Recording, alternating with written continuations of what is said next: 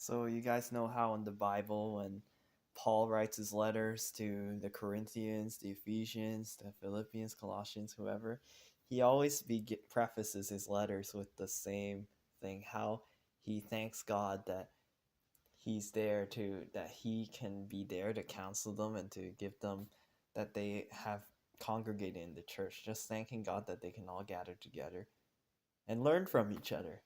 And this is exactly what we're doing right now. We are collaborating in the common effort to do well on the IOC.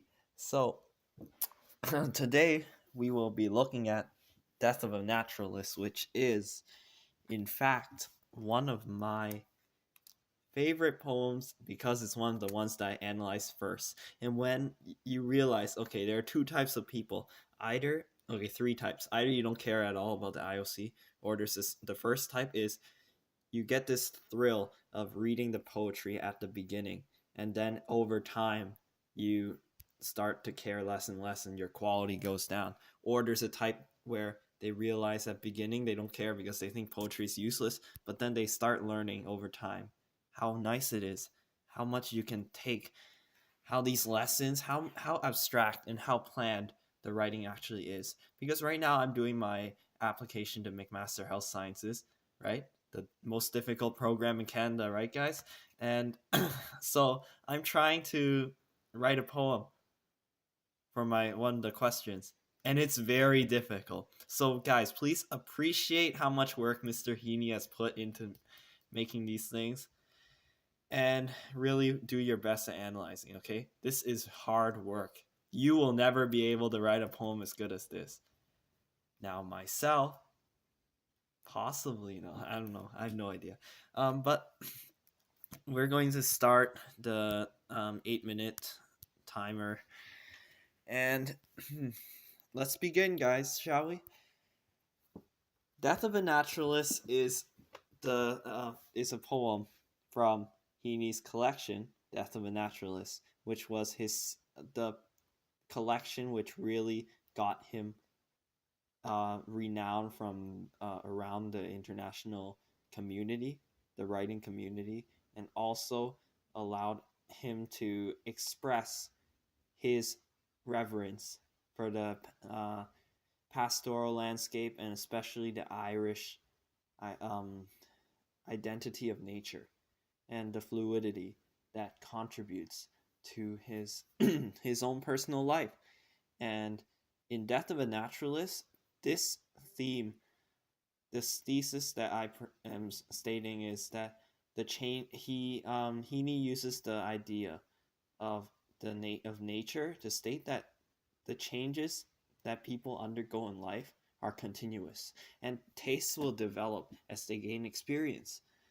However, he also touches the topic about how Ireland has lost touch with nature. And this is seen in my first argument, which is this imagery, the contrasting imagery and the reactions of the reader versus the opinions of the persona. And first, I would like to analyze the title. The fact that Death of a Naturalist is not Death of the Naturalist. It's talking about, this is a universal message referring to multiple people. And this contributes to my thesis because it applies to everyone, how we all change as we grow. And the fact that the naturalist is an oxymoron already for humanity, because humanity is contrary. The actions of humanity are often contrary to that of nature, and that many of the self-professed naturalists are actually hypocrites.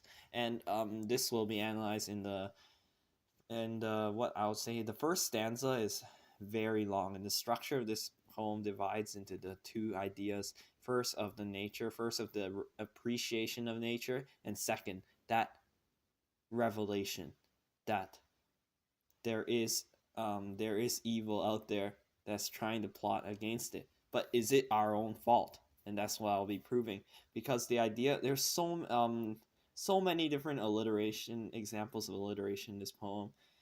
From line 1, flax Sam festered. In line 5, the strong gauze of sound around the smell.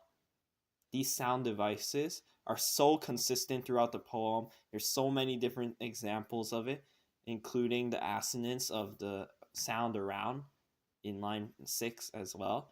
And it really contributes to the idea, asking what the cause of the pain is, what's the human influence. There's a strong cause of sound. Who caused this? And why do we not appreciate it? Because when we read this imagery, the heavy-headed, the flax, how it's been rotting, how it's been weighted down, there's a struggle to escape by nature. And it's also the idea of foreshadowing, heavy-headed, that eventually the pressure will continue building up until it escapes.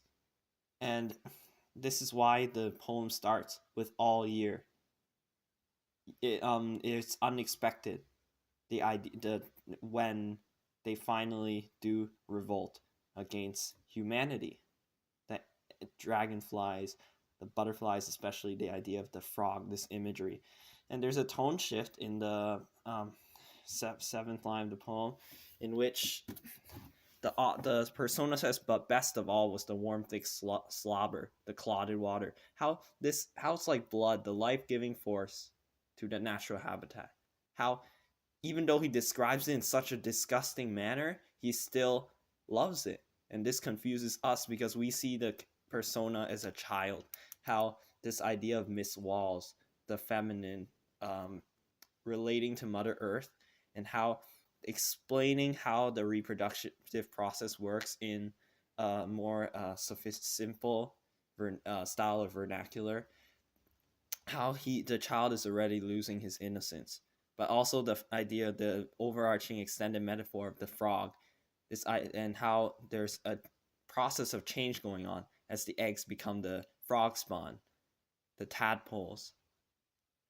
And this is the major turning point in the poem, which leads me to my second argument, which is that violence is a result of the mistakes that we make, which is why we must change. And this begins with the idea of the military diction, the idea of rank, angry frogs, associating this emotion of anger with violence, and a personal sense of injustice. That's the reason why we get angry.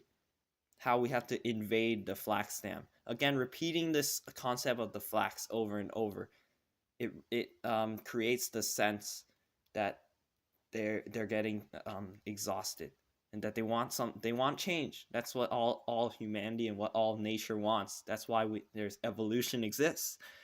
And this idea of time, again, before the line 160 says before, and a period and caesura there. This is the act of considering again how they must change over time. And it's succeeded with this line: the air was thick with the bass chorus. The idea of creating music, just like the idea of the poet as Heaney, how by changing they are actually doing something good. So we are actually should be rooting for the nature, even though we are humans. And the appearance of the device, the onomatopoeia, in the 5th last line of the poem, the slap and plop, were obscene threats. However, this obscenity, this farting noise that they make, the mud grenades, they still must have some precise aim. There is a point to it. And this is what the author, or the persona, the speaker, realizes. I sickened, turned, and ran. This sequence of events is the defeat of humanity.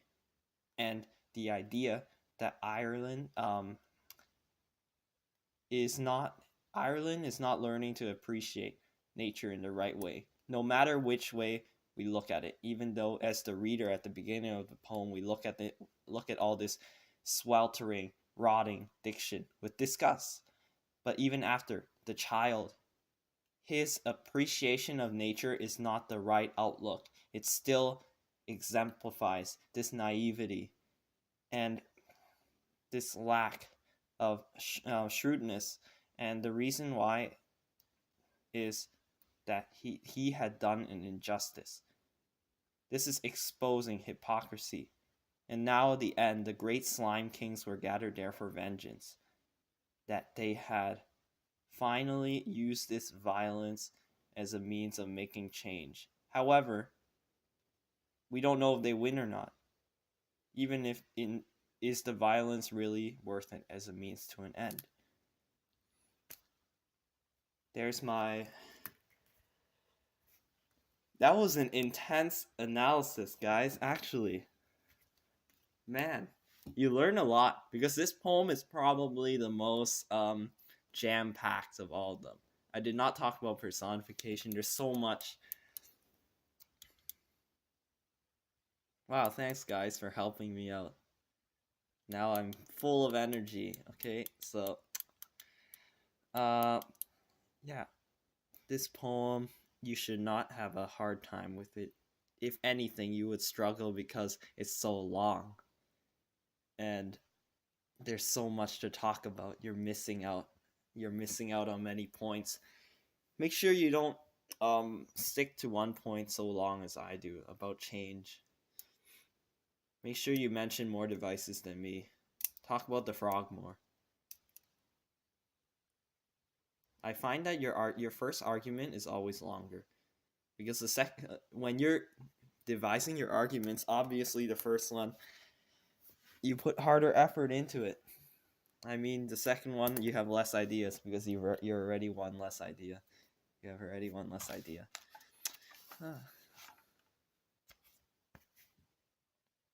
Well, that's it for my Death of a Naturalist commentary.